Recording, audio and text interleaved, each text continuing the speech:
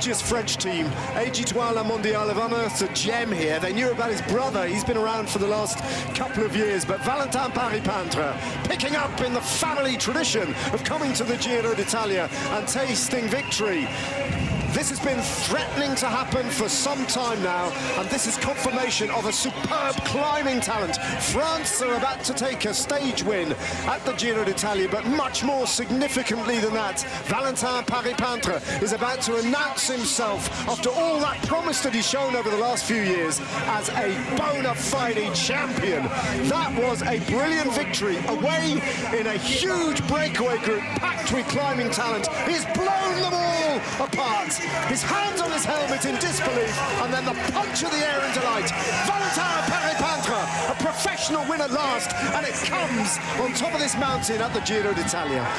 Tempo, ma merita un grandissimo applauso. Uno dei corridori più esperti del gruppo, voleva lasciare il segno in questa edizione del Giro d'Italia, va a chiudere così in seconda posizione il portacolori del team dsm-firmenich poste nel Romain Bardet.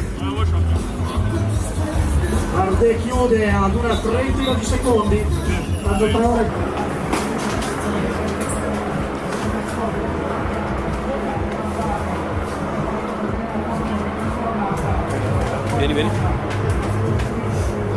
Is it special to win a battle against Romain Bardet, who is probably a big champion for you because he was in this team before?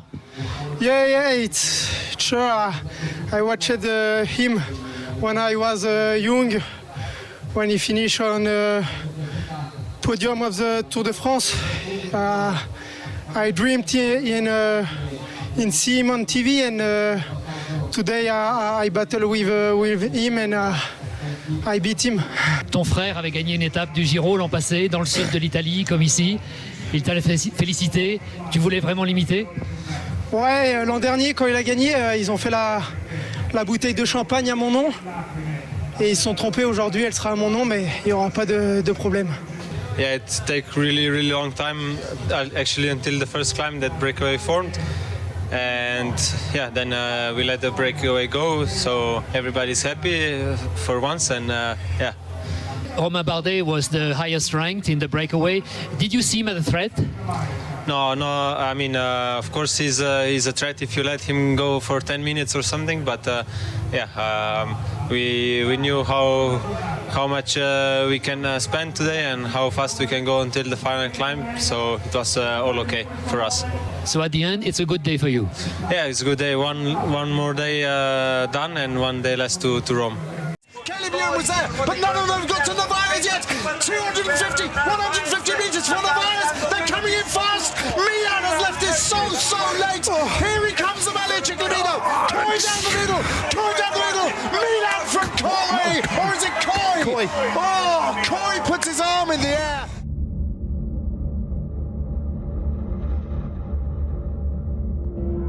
A race for the climbers the day after the first rest day of the Giro d'Italia. 142 difficult kilometres from Pompéi to an ascent of the Bocca della Selva for the first time in Giro history.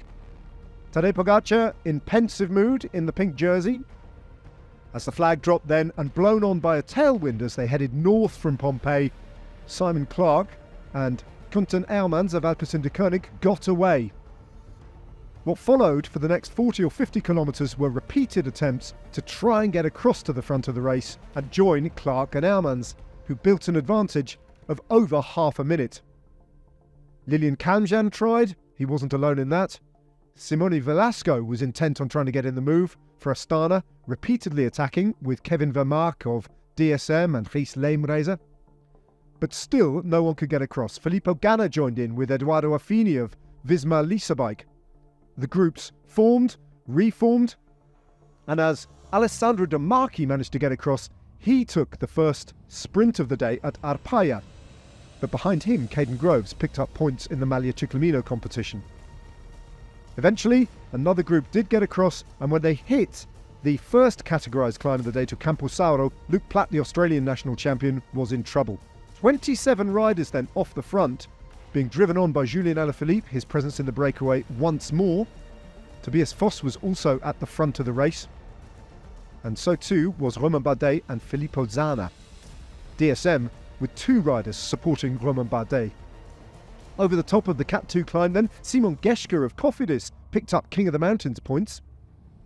Present in the breakaway once more, and they hit the descent, holding on to a lead of 4 minutes or thereabouts. Meanwhile, UAE Team Emirates were in control of the peloton, with Tadej Pogacar being looked after by his entire team inside 40 kilometres to go. The Intergiro then, on the top of an uncategorised climb, was when Filippo Fiorelli decided to attack. Jan Tratnik, live to the possibility that this could turn into a play for the stage, went over the top, got past Fiorelli and started to build up a time trialist advantage as they headed towards the final ascent of the Bocca della Selva. When they hit the climb, he still had an advantage over the chase group of 4 riders, including Valentin Paret-Peintre and Romain Bardet. That destroyed the breakaway, and as Alessandro De Marchi dropped back, Ineos Grenadiers briefly took up the pace setting before Bahrain Victorious took things up at the front of the group of favourites. Jan Tratnik built up an advantage of over 1 minute, but that was chipped away, and in the last kilometres of this long climb, Valentin Paret-Peintre attacked Romain Bardet, got across to Jan Tratnik and roared past him and towards a seemingly inevitable victory. Romain Bardet got on terms with Tratnik but could never get across to Valentin Paret-Peintre.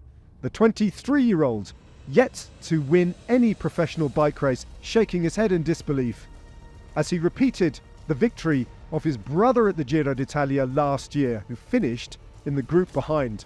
Valentin Paret-Peintre doing what his brother did and taking victory, a first win in his career.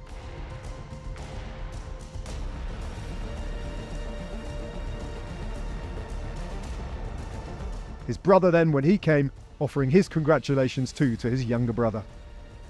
Disbelief then for Valentin Paret-Peintre, the winner of stage 10. His brother finished in 5th place, Geschke was in 6th, Jan Tratnik held on to 3rd, and another Slovenian held on to the Maglia Rosa for another day. Romain Bardet and Filippo Zana move up into the top 10 on GC.